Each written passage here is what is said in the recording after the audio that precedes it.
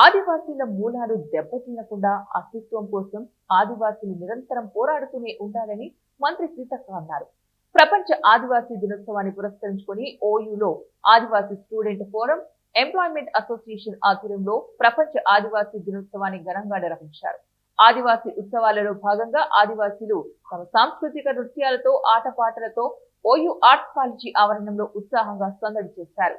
ఈ కార్యక్రమానికి మంత్రి సీతక్క ముఖ్య అతిథిగా హాజరై మాట్లాడారు. ఆదివాసీలు తమ న్యాయమైన హక్కుల కోసం పోరాడాలని, ఆదివాసీల సంస్కృతి సాంప్రదాయాలను భవిష్యత్తు తరాలకు అందించాలని కోరారు. కేంద్ర ప్రభుత్వం అనుసరిస్తున్న విధానాలతో భారత రాజ్యాంగం కనుమరుగయ్యే పరిస్థితి ఏర్పడిందని, దాంతో రాజ్యాంగ ఫలాలు అందరికీ అందకుండా పోయే ప్రమాదం ఏర్పడిందని ఆందోళన వ్యక్తం చేశారు.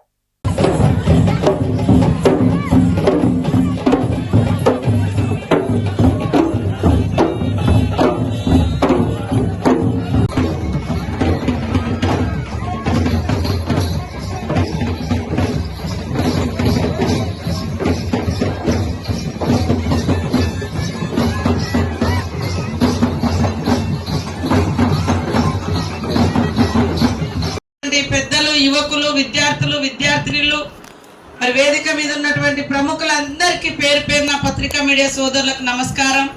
ఎంత ఎత్తుకు ఎదిగినా మనం ఇక్కడికి రావడానికి కారణమైనటువంటి మన మూలాలు, మన జాతి యొక్క గొప్పతనం, మన కల్చర్, మన జీవన విధానాలు ఎప్పుడు కూడా మర్చిపోకుండా వాటిని కాపాడుతూ మన మూలాలు ఉంటేనే మన అస్తిత్వం.